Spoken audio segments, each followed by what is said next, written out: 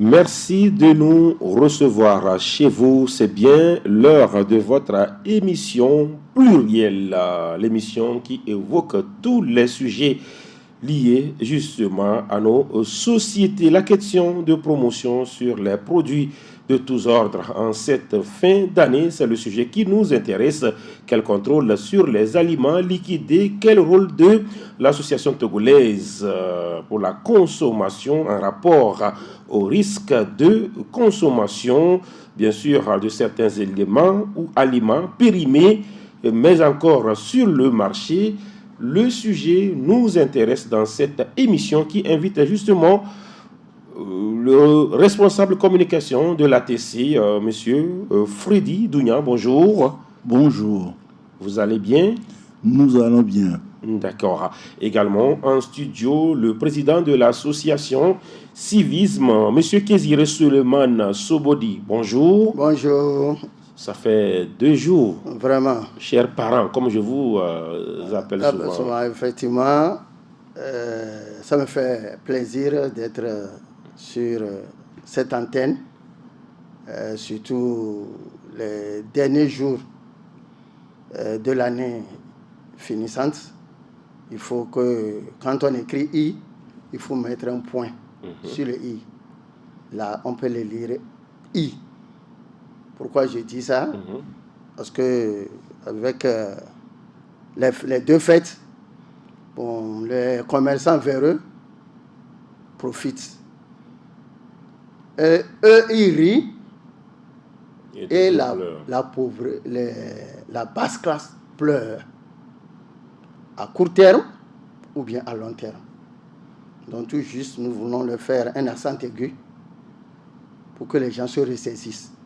Que tout ce qui est trop moins cher est risquant. Ça doit être également l'un des sujets brûlants au niveau de l'ATC en cette fin d'année, M. Freddy Dounia. Bien sûr. Merci pour l'audience qui nous est accordée. Avant toute chose, permettez-nous de dire merci aux auditeurs de la radio, de dire merci aux initiateurs de cette station dans la mesure où elle aide à porter nos voix vers la masse qui a besoin d'informations. Comme M. Souley vient de le dire, en ces périodes, les liquidations, les choses trop basses nous interpellent en matière de consommation parce que plus le truc est moins cher, excessivement moins cher, par exemple, un truc qui coûte le tiers de son prix normal, il faut se poser beaucoup de questions, il faut se demander beaucoup de choses, parce que le déstockage ou bien la liquidation qui ne dit pas son nom comporte des risques. Il faut que nous nous en méfions. Parce que déjà une maladie, on peut s'attraper une maladie en rapport avec la consommation sur la base de 500 francs, 1000 francs, mais quand les analyses commencent, c'est des centaines de mille qui vont. Les analyses, les médicaments et tout, le regret est toujours là. Même si vous avez des millions, avec 1000 francs, vous déclenchez la fuite du million, la disparition du million. Donc, à tout citoyen, attention, vigilance et perspicacité. D'accord. Lorsqu'on parle de promotion dans le domaine professionnel, voilà, c'est justement une manière d'ascenser un employé qui le mérite. Alors, la promotion sur un marché, c'est quoi? Comment on entend? Promotion, promotion. Qu'entendez-vous par promotion, monsieur Freddy? D'abord, la promotion sur le marché en matière de consommation, ça arrive à des périodes ponctuelles sous la surveillance ou bien sous l'autorisation du ministère du Commerce, du ministère en charge du commerce. On ne se laisse pas tout de suite pour faire de la promotion, pour baisser les prix. Parce qu'en baissant les prix à outrance, un opérateur économique peut avoir l'intention de nuire par sa promotion trop envahissante à l'autre pratiquant de la même activité que lui, parce qu'ils ont acheté presque le même lot de produits. Mais le premier le vend à perte. dans une période pour pouvoir éliminer la concurrence et après il hausse les prix.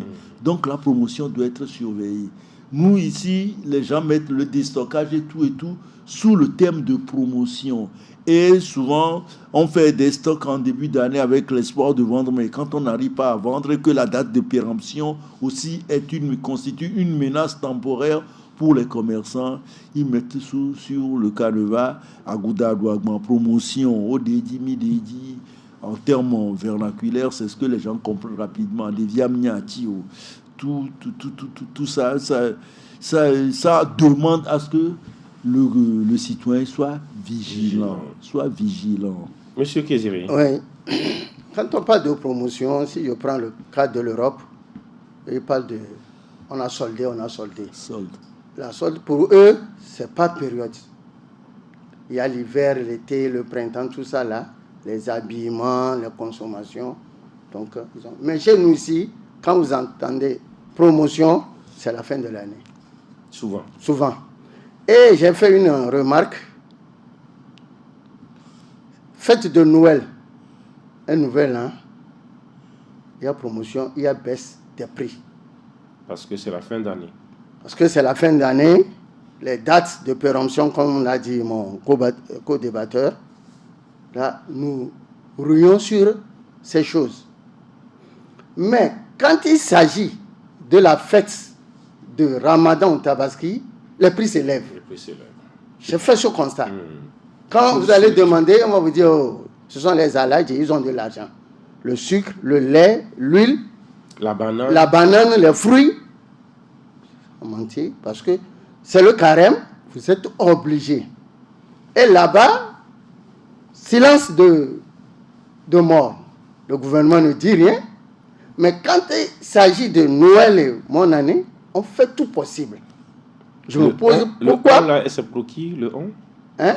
Vous dites on fait tout possible. Ouais, c'est les commerçants ou c'est l'État qui demande à ce que les prix baissent? Bon, souvent c'est les commerçants. Parce que souvent le gouvernement n'intervient pas vers la fin de l'année dans les liquidations. Mais en matière de liquidation, je tire l'attention des gens. Parce que la semaine passée, j'étais au marché. Moi, je suis commerçant. Vous allez voir sur le carton du biscuit, la date, elle est normale. Mais quand vous ouvrez maintenant sur l'emballage du biscuit même, il ne reste que peut-être 2 à 3 mois. Vous voyez la technique. Vous allez voir sur le carton, il lui reste 1 ou 2 ans. Peut-être que ça a été retravaillé. Bon, c'est depuis l'usine. Ça a été réemballé. Ou bien ça a été réemballé. C'est ça. J'attire l'attention des gens. Parce que la dernière chose que vous allez consommer, c'est le biscuit, c'est le contenu. Ce n'est pas le carton. Ce n'est pas l'emballage. Parce que ça aussi, ça trompe. Donc, j'aimerais attirer l'attention des gens de vérifier jusqu'au fond. Parce que souvent, si vous entendez que Agouda Bouffin, au Deji, qu'est-ce qui est arrivé jusqu'au Deji? Y a-t-il une différence claire, nette entre promotion et liquidation, Monsieur Dounia? Il y a une différence nette entre promotion et liquidation. La promotion intervient juste au moment où on introduit un produit ou bien un article sur le marché tout nouvellement. Mais la liquidation intervient dans la période d'activité de présence du produit et quand la consommation vient à baisser un peu, on fait une liquidation, c'est-à-dire on brade sur les prix afin que des gens puissent en acquérir et ça permet aux commerçants de relancer son activité, de rattraper la marge perdue parce que tout bon commerçant fait des prévisions, des entrées, des dépenses et puis de tout.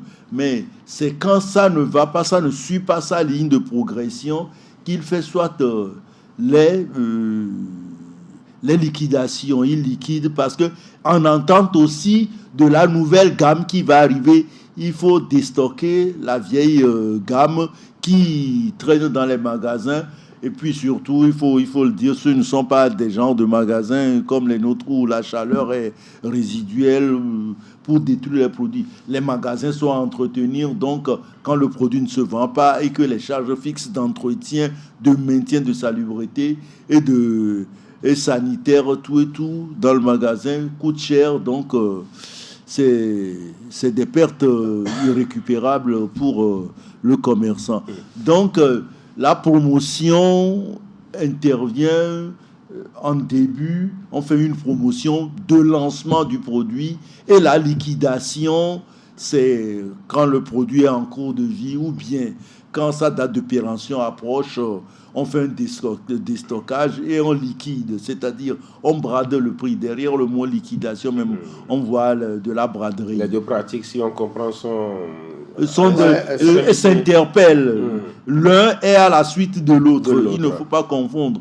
La promotion ne peut pas être à la fin de à la suite de la liquidation. C'est la liquidation qui suit une promotion, qui suit la promotion, qui est intercalée de l'activité soi-même. On fait la promotion au début pour que les gens puissent s'en acquérir. Maintenant, on suit le circuit normal, et quand ça baisse, on fait la liquidation après pour vider les restants.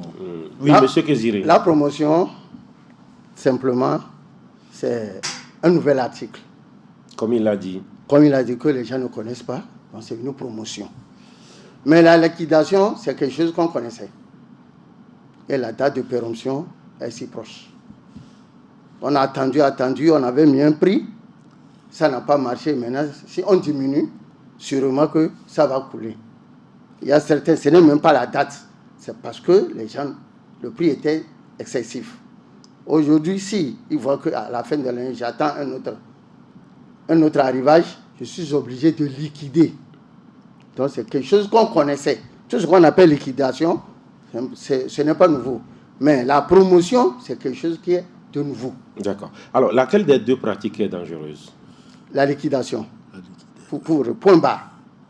C'est la liquidation qui est dangereuse. Parce qu'elle a fait son temps. C'est quand on n'a plus besoin de ça qu'on liquide. Parce qu'on n'a plus besoin de ça. Et quand on n'a plus besoin de ça, on peut aussi faire une promotion? Non. On ne peut plus faire promotion. Promotion veut dire... Promouvoir, c'est lancer. Oui, est-ce que le mot parfois n'est pas utilisé au sens... c'est au sens figuré. Au sens péjoratif. Quand on dit un matériel, un truc est en promotion, est-ce que parfois ce n'est pas parce que justement le truc va... C'est qu'on veut le faire connaître. Dangereusement vers sa fin. On fait une promotion. Nous, à notre connaissance, promotion dans un marché... C'est dans la nouveauté du produit. C'est quelque chose... promouvoir, une promotion. Promouvoir. Quelqu'un me dit qu'on lui fait une promotion. C'est de la littérature. Oui, mais dans la pratique. Dans la pratique du commerce. Est-ce que dans la pratique, certaines liquidations ne se confondent pas à certaines promotions, Monsieur Dounia? Certaines liquidations ne se confondent pas. Non, je ne crois surtout pas que des liquidations ressemblent à des promotions. C'est-à-dire vous êtes en liquidation, mais vous faites passer votre liquidation en promotion. Là, c'est tromper le bon sens, c'est jouer sur la naïveté du consommateur final. Est-ce que ça n'arrive pas sur le marché? Et c'est là où on demande à ce que tout consommateur soit vigilant, soit regardant. Par exemple, vous faites promotion, on voit sur le produit que le produit est sorti en janvier 2024 et que la péremption est en décembre 2028. Déjà en janvier 2024 ou bien mars 2024, on fait une promotion, c'est le lancement. Mais en 2028, octobre tendant vers novembre, on ne peut plus faire une promotion, c'est la liquidation qu'on fait, c'est le déstockage qu'on fait. Une liquidation en ville ne vaut-elle pas une promotion au village? Bon. Non. C'est-à-dire un produit qui quitte l'Europe, qui est en mode liquidation, qui atterrit en Afrique et qui devient une promotion. Non. Bon, à mon avis, c'est possible. Parce que si vous prenez le port, les gens paient des voitures au port. On dit que dans notre langue, mais ce n'est pas alors que c'est deuxième main. Ce n'est pas... c'est dégagé. C'est dégagé. L'Europe l'a liquidé. Vous vous souvenez de cette expression Allemagne badée? Ça vous dit quelque chose, monsieur Freddy? Ouais. France au revoir. France au revoir. Allemagne badée. En Côte-Colis. C'est qu'on dégage en Allemagne. Oui, c'est qu'on du nouveau. Oui. Or, ici, c'est du nouveau. C'est pour tromper le bon sens. C'est ce que vous dites, quelque chose qui est liquidé à Lomé. Peut être une promotion dans mon village. Dans mon village. Voilà. C'est la nouvelle fois qu'ils découvrent cela. Merci. Ça, on est d'accord. Et c'est des pratiques avec peut-être des emballages revus. Et c'est ce vous vous appelez à la vigilance. À la vigilance, il faut former, il faut informer. Et c'est notre devoir à nous et à vous, les médias, d'aider, parce que les médias, ils ont pour but sensibiliser, informer, éduquer et divertir. Là, le devoir d'éducation qui nous incombe, vous incombe aussi, c'est là l'éducation. Ne divertissons pas les gens seulement, mais éduquons-les. Le produit arrive en fin de vie en Europe ou bien en ville. Le produit arrive en fin de vie. Et le transport de la ville, on l'offre aux gens de la campagne. Il faut qu'eux aussi soient regardés. Ils sont tout aussi humains comme nous. Ils ont aussi 2 jambes, 2 bras. Ils ont tous les organes comme nous, ceux qui habitons la ville, mais c'est seulement la situation géographique qui joue. Donc il faut aider nos parents des zones reculées, des banlieues et autres, à savoir faire la distinction et dire non à ces produits qui les rendent malades. Et surtout, et plus encore que c'est dans les régions les plus reculées, les campagnes et autres, c'est dans ces régions où les hôpitaux, les institutions sanitaires se font très rares. Et ils doivent parcourir des dizaines de kilomètres juste pour acquérir la simple Nivaquine. Et où on doit transporter des femmes en grossesse sur le zémidan ou bien le tricycle pour faire des kilomètres avant qu'elles ne puissent faire un accouchement qui, plus encore, serait compliqué avec les secousses et les tracas du parcours. Vous êtes sur Radio Djinan dans l'émission plurielle. On évoque la question de promotion sur les produits ou de liquidation en ces fins d'année. Et là, l'explication est donnée.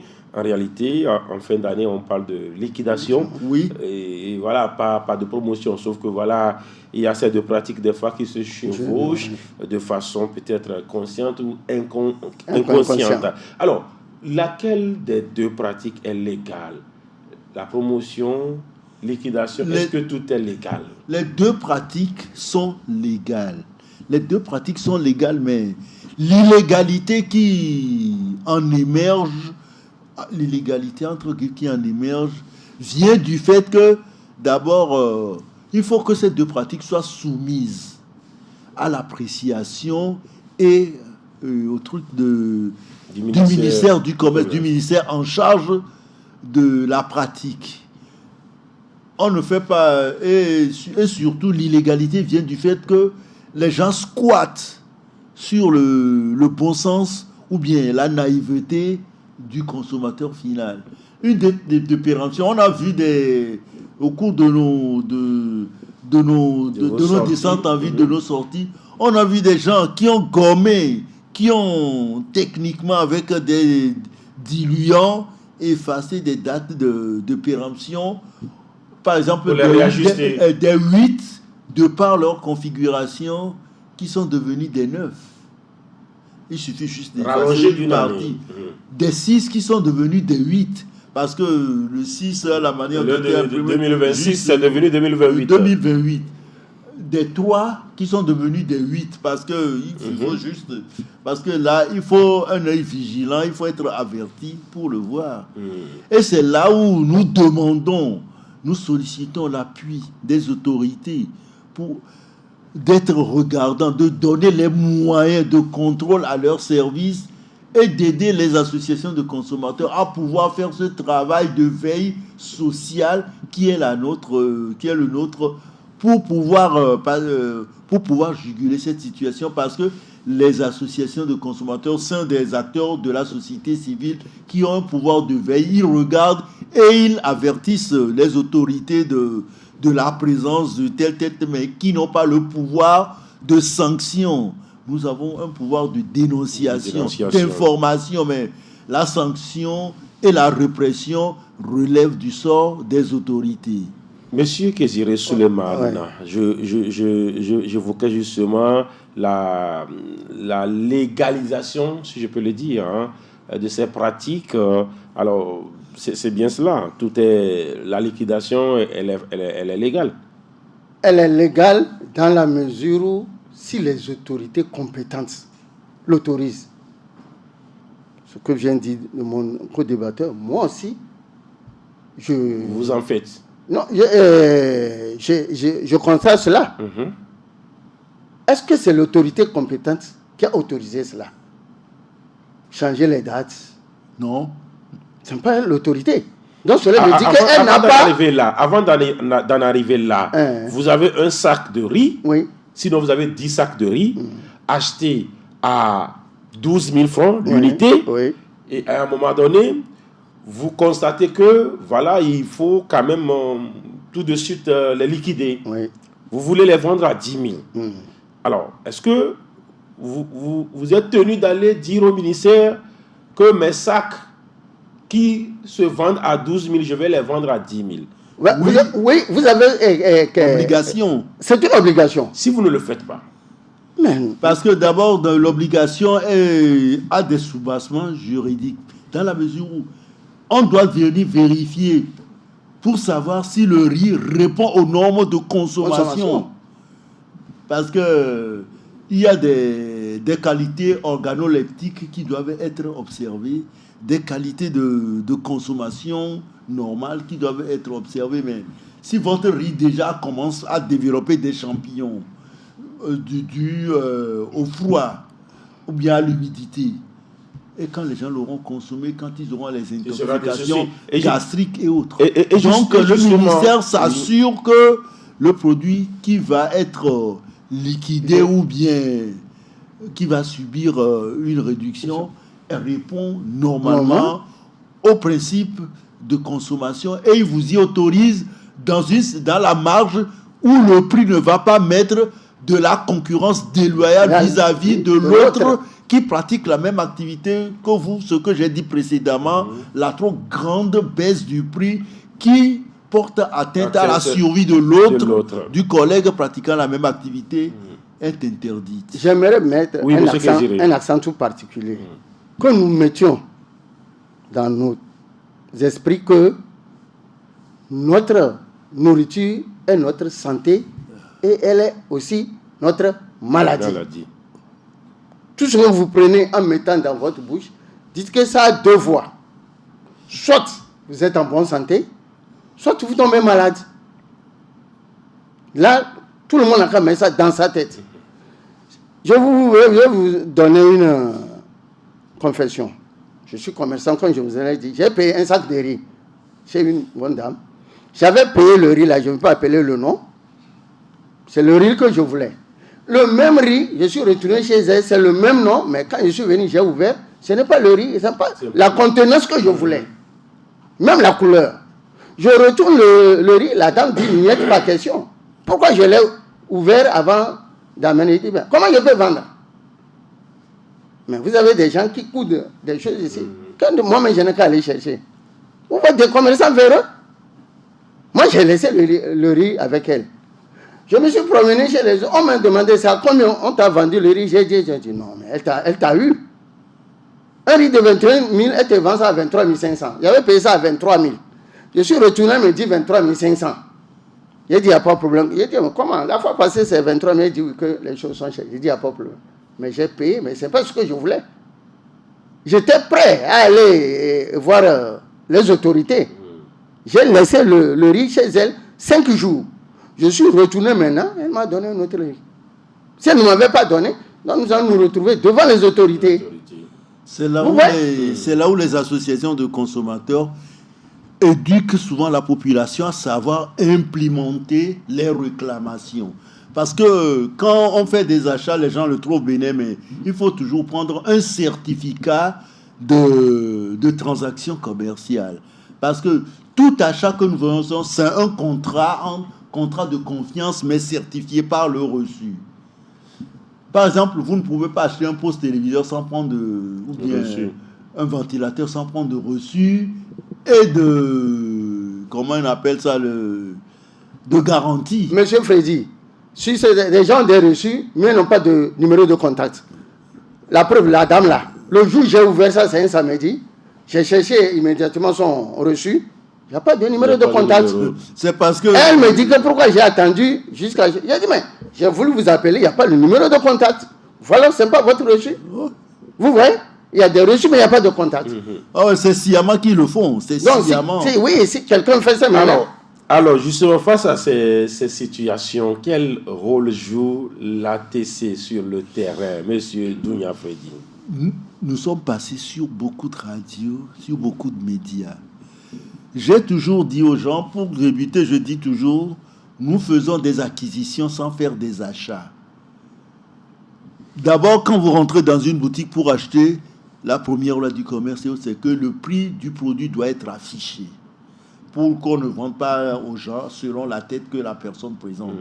On te le vend à 5 000, moi on me le vend à 7 500 parce que je suis un peu zing-zing ou bien je suis un peu hésitant. Soit vous descendez d'une grosse voiture. Ouais.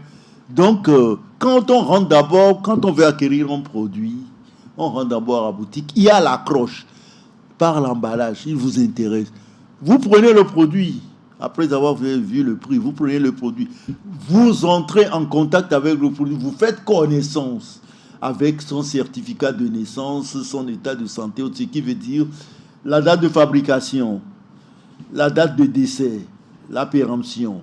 Maintenant, voir si ce produit correspond à votre marge ou bien à votre canevas de consommation, c'est-à-dire si ça ne représente pas des allergènes, c'est-à-dire des ingrédients qui peuvent déclencher des allergies chez vous. Par exemple, certains, ils sont allergiques aux produits lactés, le lait et autres. Ils développent des allergies. Si vous constatez qu'il y a du lait et autres dans la fabrication du biscuit, vous l'écartez. Ou bien de la caféine, les biscuits avec des trempes de chocolat au milieu et autres. Donc, on fait connaissance avec le produit. C'est avec cette recherche approfondie que vous optez, vous décidez de prendre le produit ou pas. Et quand vous passez à la caisse, on vous donne un reçu. Bizarrement, beaucoup, ils froissent. Parfois, ils ne prennent même pas. Même en consommation, en produit de consommation directe, ils prennent pas. Je profite encore pour le dire. Au péage, les gens passent, mais ils donnent l'argent et puis on ouvre la barrière. Il faut prendre le reçu d'abord parce que s'il y a la police du péage de l'autre côté qui veut vérifier si vous avez vraiment payé, et les officiers du service de péage font leur petite magouille. Parfois, ils vous disent qu'il n'y a pas de réseau, qu'on ne peut pas donner de reçu. Mais vous arrivez à ouvrir la barrière. Si 50 voitures passent à raison de 550 voitures, ça fait combien? Ça fait 25 000 qui se partagent comme ça. Il faut qu'on dise la vérité. Donc, il faut prendre le reçu. Même les motocyclistes qui sont à 50 francs, il faut les prendre. Vous voyez les reçus au sol. Moi, je les prends. Je reviens, je le prends. Quelqu'un m'interroge parce que en faisant un achat sans acquérir l'attestation ou bien le certificat, le papier qui certifie que vous avez fait un achat, vous ressortez du magasin, un monsieur, par exemple le directeur du magasin qui dit, ou bien le compteur qui dit, monsieur, vous êtes venu chez nous, mais avez-vous fait un achat? Ouais. Il vous montre le produit, j'ai acheté cette bouteille d'eau. Prouvez-nous que vous l'avez acheté ou bien vous l'avez subtilisé des rayons. Vous ne sortez pas de reçus. Quand vous prenez les reçus qui nous sont donnés, vous voyez la date, le nom, il y a même l'heure. Tout est informatisé tellement qu'il y a même l'heure. Le billet tendu, vous avez tendu un billet de 5 000. On vous a donné une monnaie de X. Tout et tout. Même parfois, parce que les papiers sont des papiers photosensibles, des papiers chimiques. Parfois, même quand c'est un argent important, il est bon. Parce que quand vous conservez le reçu pendant un bon moment, avec la chaleur et tout, l'écriture disparaît. Oui. Parfois, il est bon. Après l'achat, tout de suite, pour le conserver longtemps, vous allez vous faire une photocopie que vous agrafez à l'original. parce que c'est des papiers photos sensibles. Donc, vous agrafez, ça, c'est de petites astuces. Mes chers, au péage et autres, prenez toujours des reçus. Quand on vous dit, dites niette. Je prends le reçu. Alors, au vu de tout ce qui se dit, il y a beaucoup de risques en ces fins d'année, surtout par rapport à ce que nous consommons. Alors, vous êtes de l'association Civisme. Alors, que doit faire le citoyen pour éviter ou limiter ces risques-là? Monsieur Guésiré. Oui, ce qu'on devait faire, je vois que l'Afrique ou bien le Togolais n'est pas encore à ce niveau. Parce que nous voulons la quantité et non la qualité. C'est ça notre défaut. Parce qu'on dit qu'il y a des emballages, même hier j'étais au marché. Parce que l'Afrique est bien pauvre. Donc, l'Afrique n'est pas pauvre, c'est ce qu'on nous a dit, nous avons cru en ça. Et c'est maintenant qu'on voit que l'Afrique, c'est le contraire. Ceux qui nous disaient, c'est eux qui sont pauvres. Parce que si je suis riche chez moi, je ne vais pas me déplacer. Dans ce monde, qui s'est déplacé premièrement vers l'autre? C'est l'Europe. C'est l'Europe qui s'est déplacée vers l'Afrique. Peut-être que je n'ai pas été pointu. Les pays sous-développés sont beaucoup plus africains. C'est le mot là me fait mal. Ils ont ralenti notre développement. Laissez-nous aller un peu dans l'historicité. Les Kwame Nkrumah, les Nasser et autres, ils avaient opté pour que l'Afrique se développe en traitant leurs matières premières chez eux-mêmes. Oui. Directement, des coups d'État ont été organisés rapidement pour les balayer parce que l'AES qui dit que les pays les plus pauvres du monde et qui renvoie les pays les plus riches. Pourquoi les pays les plus riches s'entêtent de rester? Alors, monsieur Kéziré, revenons à nos moutons. On revient à nos boutons. Il y a des emballages. Oui. Vous allez voir, il y a les boissons fortes, les whisky, tout ça là, les biscuits, tout quelque chose, on vous dit à 10 000 francs. Mes chers, regardez doublement. Et que celui qui ne sait pas lire fait comment? Oui, il doit se faire. C'est pourquoi j'ai dit, nous ne sommes pas encore à ce niveau. Du whisky qui est à 3 500. Oui, vous voyez? Du rhum qui est à 2 700. À des prix. Hier même, j'étais au marché. Il y a des emballages qu'on a fait, c'est écrit sur ça. C'est cher ou c'est moins cher? C'est trop moins cher. Et exposé surtout au soleil. Trop moins cher. Vous allez voir ça dans les mains de bonnes dames. De bonnes dames qui viennent de l'intérieur. Je suppose qu'il y a risque. Il y a vraiment un risque. C'est pourquoi je dis tout ce qui rentre par la bouche, c'est deux voies. Soit c'est la santé, soit c'est la maladie. Pourquoi les gens se ruent sur justement ces produits moins chers? Ouais. Si normalement, moi je fais consommation locale. Or, l'Africain fait consommation de l'étranger. Ceux qui viennent de l'extérieur, là, on dit, il y a whisky, il y a ça. Mais nous, dans notre enfance, c'est juste le fait qu'on mangeait du riz. Ce qui est local peut se périmer aussi. Ça peut se périmer. Ça, c'est chez moi, comme le maïs. Monsieur Sabodi. Ça vient de moi. J'attaque sur ce point. Oui, monsieur. On a encouragé la consommation locale parce que les associations de consommateurs ont été mises à contribution par le ministère du Commerce pour booster la consommation locale. Nous avons des produits sur le marché, des boîtes de conserve et autres. On dit numéro consommateur. Vous ouvrez, vous êtes insatisfait, vous appelez le numéro, soit ça ne sonne pas, soit ça sonne, il n'y a pas de répondant au bout du numéro. Alors que quand c'est la consommation locale, vous n'êtes pas satisfait, vous avez un reçu autre, vous implémentez une remise à niveau, c'est-à-dire un dédommagement, un remboursement, vous l'avez.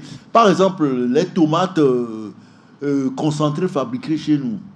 Comment est-ce que les tomates sont commandées en Europe et dans les pays qui nous les envoient? On demande carrément, vous voulez qu'ils soient coupés? Quand vous dites non, on vous fait des tomates vraiment bien. Et ça coûte cher, on les connaît parce qu'on a fait analyser une trentaine de boîtes de tomates dont à peine 3 répondent aux normes de consommation avec l'appui de l'association OADEL. ATC a fait analyser ça. Les huiles de consommation ménagère aussi. Mais le problème qui se pose, c'est que quand on appelle les extérieurs et autres, on n'a personne au bout de la ligne. Les produits ne répondent pas aux normes. Justement, un produit alors que chez nous ici, par exemple, en Thaïlande, vous allez qui peut être votre répondant? Et les avocats et autres qui peuvent vous défendre, vous défendront. Mais en jamais. le disant ainsi, Monsieur Freddy, si un produit quitte le Togo et qui arrive en Palestine, alors peut-être aussi qu'eux aussi vont souffrir de cela. Hein? Non, ils ne vont pas souffrir parce que pour importer dans ces pays d'abord, on a des normes. Et il faut que nos pays ou bien nos importateurs, nos exportateurs répondent aux normes d'exportation de ces pays. Quand on y répond, on peut exporter. D'accord. C'est pour cette raison-là que le service de la HAUC existe pour normaliser afin que nous puissions importer. La HAUC, H-A-U-Q-U-E, c'est haute autorité de la qualité. D'accord. Excusez-moi, je n'ai pas toute... Oui, monsieur Sobodi, je disais que vous avez dit vous n'aimez pas le mot sous-développé, vous n'aimez pas le mot pauvre, et pourtant il y a quand même des parents qui ne savent pas lire, qui ne savent pas écrire et qui doivent manger. Ils font comment? Oui, c'est sûr que ces parents, ils ont des gens qui savent lire. Leurs enfants? Leurs enfants. S'ils n'ont pas d'enfants qui savent lire, il y a quelqu'un qui sait lire. Accompagnez-moi. Je vais renchérir pour M. Soulé. Les gens nous ont dit, avec vos éducations à la radio, autre, n'improvisez assimé un peu. La maman donne le. Regarde sur la boîte. Pour nous via dinam. Pour nous dinam. Ou bien c'était petits enfants même demandant, maman, est-ce que tu as regardé la date? Même s'ils ne peuvent pas dire totalement la date de péremption. Maman, est-ce que tu as regardé la date? Maman, au quoi date? Au quoi ça en est noir? Déjà, ça commence par apprendre. Et nous sommes très contents. Vous savez que moi, je suis un peu polyglotte. Quand je vais au marché, bon, il y a certaines femmes qui parlent le fond. Les grossistes là. Mais moi, je parle bien le fond. Chaque fois quand je vérifie, elles parlent dans leur langue. Mais lui, là, pourquoi chaque fois il vient seulement quand il prend, il paye le temps, il regarde la date. Je fais semblant comme je ne comprends pas. Autrement dit, vous énervez ces femmes. Exactement. Exactement. Et d'autres disent, ou bien c'est un enquêteur, c'est tout ça là. Et vous allez voir en même temps, il y a certains articles qui disparaissent sur l'étalage. Parce que ne répondant pas aux normes. Parce que ça ne répond pas aux normes. Et quand vous voyez ces situations, vous faites comment? Bon, pour le moment, je ne les attaque pas. Je ne les dis rien. Si je prends le cas des huiles, je ne vais pas appeler le nom d'une huile. Il y a certaines huiles. En haut, là, c'est huile. En bas, là, je ne sais pas, c'est comment, de la bougie ou bien quoi. Quand vous amenez ça, vous mettez ça dans vos plastiques ou bien dans les bouteilles, ça se coagule. Ça, c'est pour une consommation. Qu'est-ce qui va arriver dans vos veines, dans vos artères? Consommer de la maladie. Consommer de la maladie. Et quand c'est l'ATC qui constate. Et comment se fait-il que jusque-là, c'est autorisé? Par qui? Mais par l'État. Parce que ça vient de l'extérieur. Ça passait par le port. Des autorisations. Ça passait par le port. Donc il y a eu un test, non? Ou bien soit ils ont amené la bonne qualité, c'est ça, ils ont testé. Des fois, normalement, c'est dans. Ça contourne le port, ça ne passe pas par le port. Hein. Ça quitte. Nous avons des services pour des services de la douane. Et si c'est l'ATC qui constate ce que l'association civisme constate, l'ATC fait quoi, Monsieur Dounia? Nous avons des situations qui sont pendantes au niveau des autorités. Lorsque l'ATC, à un certain moment, a fait analyser les huiles de consommation, les huiles ménagères, à hauteur de des centaines de milliers de francs, il a été constaté que parmi ces huiles, on dit huile raffinée sans cholestérol, zéro cholestérol, alors que ça contient un taux de cholestérol assez remarquable. Parfois même des huiles mécaniques. Les résultats de ces analyses ont été déposés sur la table du ministère du Commerce, sur la table du ministère de la Santé, des ministères en relation avec la santé, le commerce et tout. De même que les tomates que nous avons fait analyser, ces résultats ont été déposés sur la table des différents ministères. L'ATC n'a pas un pouvoir de coercition, ça n'a qu'un pouvoir de dénonciation. Donc, qu'est-ce que les ministères doivent faire? C'est à eux de prendre les décisions, de suspendre, d'interdire la pratique du commerce à ceux qui importent des produits impropres à la consommation humaine. Parce qu'un pays ne se développe pas par les malades, parce qu'un peuple malade ne travaille pas. Ils consomment les biens du pays pour se rétablir, mais ils causent un gouffre. Un peuple qui doit contribuer à son développement doit être un peuple sain, un peuple en bonne santé. Donc, aux autorités de prendre les décisions, d'être regardants pour la santé de leur population. Je vais jusqu'à dans un carton de boîte de sardines. Une minute encore, oui. J'ouvre. Et les dames là s'énervent. Vous allez voir la date, elle est normale, il reste 2 à 3 ans, mais le contenu commence pas à se rouiller. Ça suppose qu'il y a un problème. Ça suppose qu'il y a un problème. C'est la rouille, ce n'est pas bon. Mais cette histoire de rouille arrive aussi sur les bouteilles des produits de nos sociétés qui fabriquent. Voilà. Oui, donc, il y a une situation de conservation aussi. L'ATC et le civisme, nous sommes là seulement pour dénoncer. Dénoncer, mais vous n'avez pas un pouvoir. On n'a pas un pouvoir de répression. Monsieur Kéziré, on va conclure avec vous. Vous avez 30 secondes pour conclure. Oui, pour conclure, j'aimerais dire à la population que 2024 fait son bilan. Donc, il y a 2 groupes.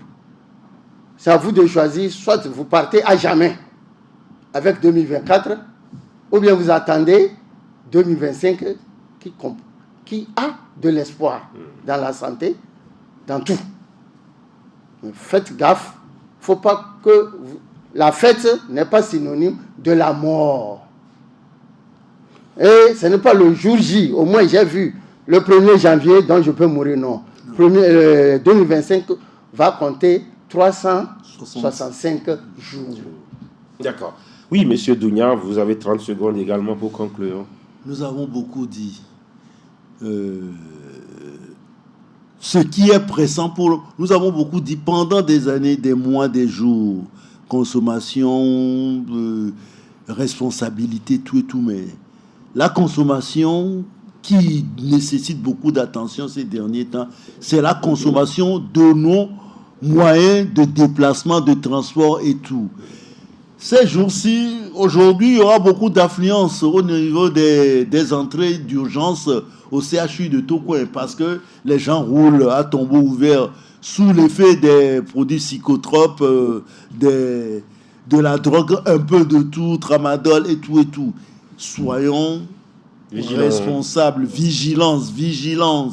Même roulons prudence plutôt que priorité. Roulons prudence, roulons prudemment. Même si vous avez la priorité à droite, faites doucement.